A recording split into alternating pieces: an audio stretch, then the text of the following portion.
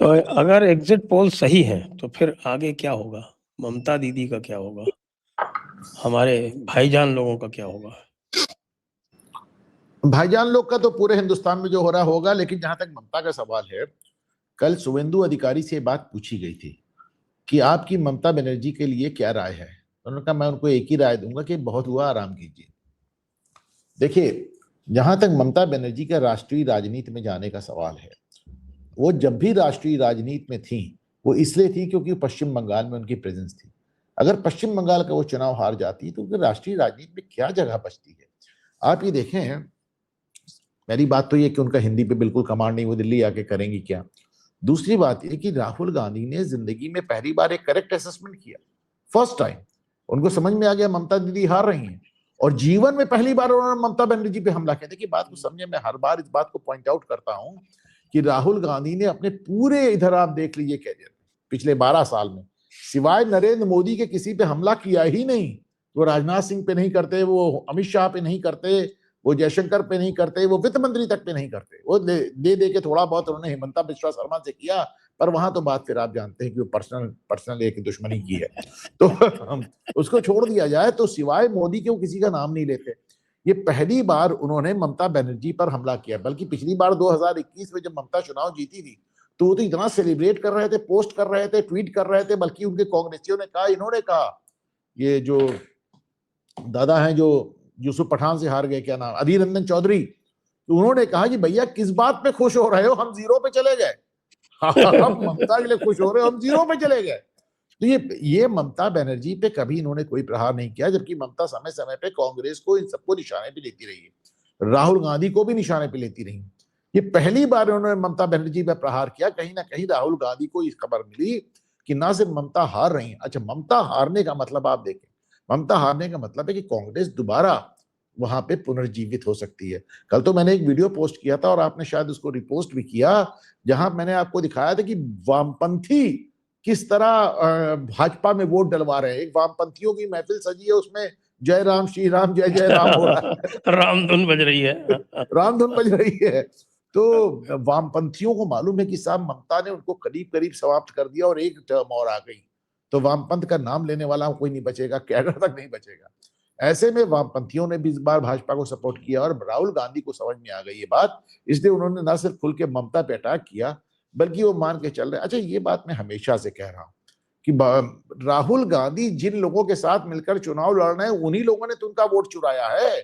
भाई, कांग्रेस का सबसे बड़ा वोट ब्लॉक मुस्लिम, उत्तर प्रदेश में उसको समाजवादी पार्टी ने चुराया, बिहार में उसको राष्ट्रीय जनता दल ने चुराया, दिल्ली में उसको केजरीवाल ने चुराया, बंगाल में उसको ममता बनर्जी ने चुराया। तो भैया, इन्हीं लोग के साथ मिलकर तुम चुनाव लड़ोगे तो क्या होगा।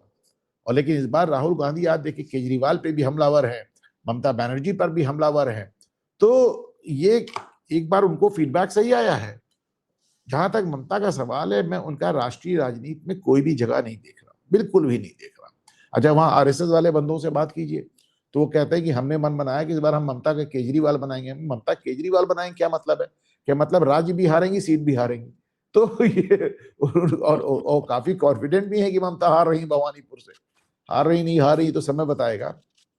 द पॉइंट बीइंग कि अगर ममता अपनी सीट हार जाती है, राज्य हार जाती है, तो ना राज्य में अच्छा एज फैक्टर भी आ गया है। फिर उनकी जिस तरह की राजनीति है, जिस तरह की उनकी राजनीति है, वो प्लस उन पे जितने ढेर सारे मुकदमे हो गए। आपने देखा कि मुख्यमंत्री रहते हुए सुप्रीम कोर्ट कह चुकी नहीं, ये सब नहीं चलेगा, ये गुंडागर्दी नहीं चलेगी। हाँ, आप तो देश में लोकतंत्र का मजाक, सुप्रीम कोर्ट ने यहां तक कह दिया। मुझे याद नहीं आता कि पिछली बार सुप्रीम कोर्ट ने कब किसी राज्य के लिए लिटरली कोट अनकोट वही शब्द कहे जो 356 में लगते हैं, total breakdown of constitutional machinery. तो आप total breakdown of law and order, बल्कि कपिल सिब्बल ने कहा भी साहब ऑर्डर से ये लाइन निकाल दीजिए। उन्होंने कहा देखते हैं, फिर डाल दिया, निकाली भी नहीं, डाल दिया वो लाइन। तो नहीं, कॉन्स्टिट्यूशनल मशीनरी की जगह चेंज करके उसको लॉ एंड ऑर्डर कर दिया। लॉ एंड ऑर्डर कर दिया। नहीं, देखिए, उन्होंने कहा भी लॉ एंड ऑर्डर था, कॉन्स्टिट्यूशनल मशीनरी कहा भी नहीं था। उन्होंने कहा भी, उन्होंने लॉ एंड ऑर्डर था, बट बात तो एक ही हुई ना। अगर लॉ एंड ऑर्डर का टोटल ब्रेकडाउन है तो कॉन्स्टिट्यूशनल मशीनरी गई। अब भाई, सरकार का पहला काम तो लॉ एंड ऑर्डर ही है। सरकार का पहला काम तो लॉ एंड ऑर्डर ही, जब तुम वही नहीं दे पा रही हो तो ममता बनर्जी की कोई जगह बचती नहीं है। ममता बनर्जी आने वाले दिनों में अब अपने मंत्रियों को क्या ही बचाएंगी, लेकिन अपने को बचा लें बड़ी बात है। सीबीआई का जो मुकदमा हो रहा है ईडी वाले मामले में, वही तमाम केसेस जो इनके खिलाफ होते चले जा रहे हैं, सब पहले इसको ही झेलना होगा। अगर अगर ये चुनाव टीएमसी बंगाल हार जाती है तो ममता बनर्जी आने वाले दिनों में पहले अपना मुकदमा लड़ती नजर आएंगी, और इनके तमाम लोग, चाहे वो फिरहाद हकीम हो, चाहे पार्थ चटर्जी हो, सबके खिलाफ तो सीबीआई इंक्वायरी चल रही है, सबके खिलाफ। आधा दर्जन मंत्रियों के खिलाफ सीबीआई इंक्वायरी चल रही है। और जहां तक फिरहाद हकीम की बात है संजय सर, मैंने कल एक प्रिडिक्शन किया अपने चैनल पे, मैं यहां भी कर रहा हूं, फिरहाद हकीम पश्चिम बंगाल का आजम खान बनेगा। जितना बड़बोला है, मैं बता रहा हूं ना, इसी तरह के बड़बोले अंदाज में आजम खान बोलता था, भारत माता डायन है, जया प्रदा की चड्डी का रंग बता रहा हूं, इस तरह बोलता था। तो ये सब, और आज देखिए उनका क्या हाल हो गया, हाथ जोड़ के कह रहे हैं, अरे भैया मुझे बख्श दीजिए, मुझे बख्श दीजिए। ये आदमी पश्चिम बंगाल, अगर टीएमसी चुनाव हार जाती है, अगर जो एग्जिट पोल आए हैं सही निकलते हैं, तो आप मानकर चलिए कि ये आदमी बंगाल का आजम खान बनेगा। बाकी जो भारतीय जनता पार्टी के लोगों से बात करें तो कहते हैं कि साहब वो अगर हम 130 भी आ गए तो सरकार बना लेंगे। भाई कैसे बना लो, कि वो साहब गवर्नर बदला क्यों था हमने चुनाव के जस्ट पहले, किसी कारण से बदला था ना, तो हम एन रवि को लेकर आई इसीलिए। एक बात और भी कही जा रही है कि आगे क्या होगा की बात में करते हुए कि साहब के टीएमसी पार्टी का क्या होगा, टीएमसी के एमपीज का क्या होगा। लोग जो है वो ऑलमोस्ट बिल्कुल खुले मंच पे ये बात कर रहे हैं कि साहब के टीएमसी के 29 में से 20 एमपीज तो तैयार बैठे हैं बीजेपी में जाने के लिए। अब राघव चड्ढा ने अच्छे का विश्वास तो हिला ही दिया है। बस लोगों का मैंने ये देखा है कि भाई बाकी सबको ले लेना, लेकिन ये सौगरिका घोष और आपके क्या नाम है इनका, महुआ मोहित्रा और सायोनी घोष और कल्याण बनर्जी, इन 4 से हमें बचाए रखना। अभिषेक को भी ना ले तो ठीक रहेगा। अभिषेक को तो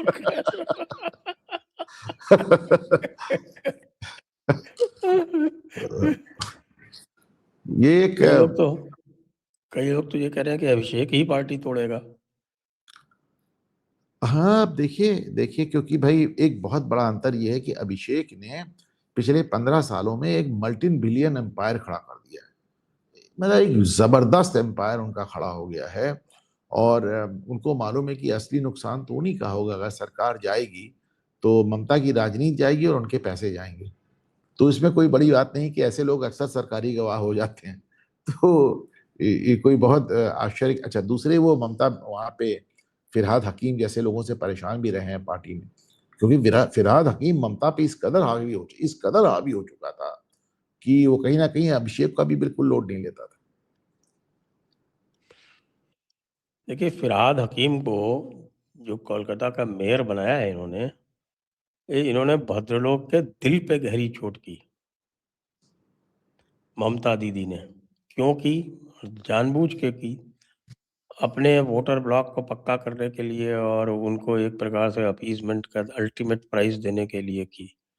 क्योंकि कोलकाता में भद्रलोक का ये था कि साहब कि कोलकाता का तो मेयर भद्रलोक ही बन सकता है। उन्होंने फिरहाद हकीम को बना के मिनिस्टर होते हुए मेयर बना दिया उसको। पहली बात तो मुझे याद नहीं आता आज तक किसी आदमी ने मेयर और मिनिस्टर दोनों पोर्टफोलियो एक साथ संभाला। This is the first time I am seeing this. दूसरी बात, आज सुबह में यूपी तक पे बैठा हुआ था उस चैनल पे, तो मैंने एक बात कही थी कि ये जितने सो कॉल्ड सेकुलर पॉलिटिशियंस, इनकी सबसे बड़ी गलती क्या है?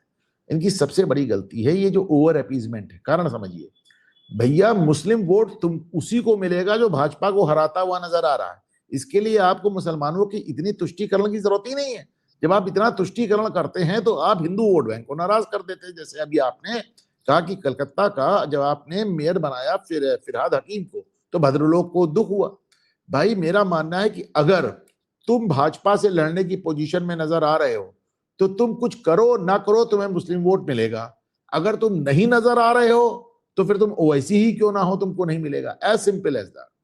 आपको याद होगा 2014-15 में वो केजरीवाल का ऑडियो जारी हुआ था, बड़ा वायरल हुआ था, जिसमें वो कहता जा रहा था कि हमें मुसलमानों को टिकट देने की जरूरत क्या है, उनके पास हमारे अलावा ऑप्शन क्या है। तो कहा, माना गया कि साहब मुसलमान बहुत बुरा मानेगा। कुछ नहीं बुरा माना, जाके सब जाके केजरीवाल को वोट दिया है। तो वोट तुमको नहीं मिल रहा है, वोट तुमको मिल ही नहीं रहा है, वोट भाजपा के अगेंस्ट पड़ रहा है।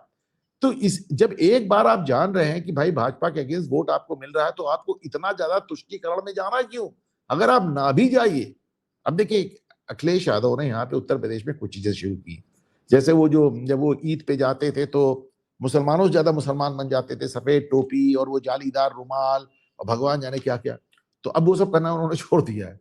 बल्कि उनके एक विधायक मुझे बता रहे थे, वो बड़े शायद मंजूर, मैं नाम ले रहा हूँ, शायद मंजूर, और सपा के सबसे वरिष्ठ विधायक है। तो वो सब आए थे हमारे ऑफिस, वो बता रहे थे, कह रहे थे कि अखिलेश यादव हमारे यहाँ आए थे, तो आने से पहले उन्होंने कहा था कि हम कोई टोपी में नजर नहीं आना चाहिए मेरी सभा में, कोई अच्छा। आदमी मेरी सभा में टोपी में नजर नहीं आना चाहिए, और जो तुम लोगों ने मेरे पोस्टर चिपका दिए हैं टोपी लगा के, सब फाड़ दो, तब मैं आऊंगा। तो ये हालत है। मतलब उनको समझ में आ रहा है कि भाई, लेकिन उसके बाद भी अखिलेश यादव का प्रॉब्लम दूसरा, अखिलेश का प्रॉब्लम ये है कि समाजवादी पार्टी में उनका कंट्रोल ही नहीं। जिस प्रकार तेजस्वी यादव को राजद पे कंट्रोल नहीं था, अब यहाँ पे लक्ष्मण यादव जैसे लोग, उनके जो सस्ते चाणक्य हैं, घूम घूम के हनुमान जी को गाली दे रहे हैं, दुर्गा जी को आठ हाथ वाली औरत बता रहे हैं। तो ठीक है ना, उनका काम भाई, जैसे तेजस्वी यादव के प्रवक्ता ने प्रियंका भारती और ये कंचना यादव जैसे लोगों ने तेजस्वी यादव की सुपारी ले रखी थी बिहार में, वैसे लक्ष्मण यादव जैसे लोगों ने अखिलेश यादव की सुपारी ले रखी। हाँ, ये ओवर अपीजमेंट, तो यही प्रॉब्लम होती है। जरूरत नहीं है, तुमको मिलेगा ही यार। जो एक कई लोगों में जो है बिना मांगे और आगे बढ़ के देना, ये कॉम्प्लिकेशंस क्रिएट करता है।